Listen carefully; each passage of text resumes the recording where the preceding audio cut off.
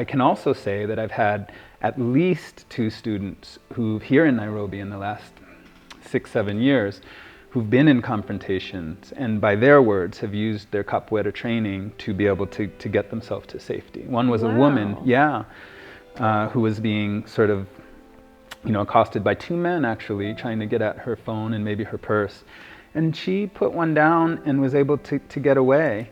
And what's interesting is that when she says what happened, she's like, I don't even know what I did to like disarm this person and put them down.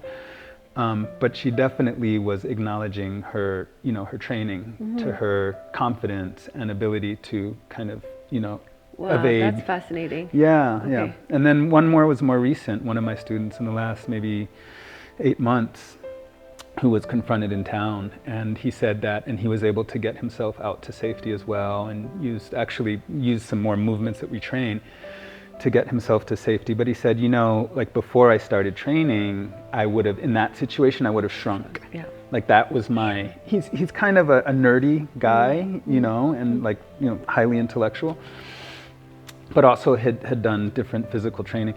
But he said, before training, I know my response would have been this, and but that wasn't the response. That's really fascinating because I didn't know there was, and again, because I've never trained in capoeira before, but I didn't know there was a self-defense aspect to the movements. Yeah. But I guess when you say it's a martial art, of course there is some sort of self-defense when it comes to that. Yeah. But I've never really seen it as that, and I guess I've just watched it, as a third person, and I just see the movements as so beautiful and flowing, and that's why I do see it a bit more like a dance. Yeah. But if it's teaching you skills that it can actually help you defend yourself, that's incredible. Yeah, skills and the movements, all of the movements we train are attacks, defenses, evasions.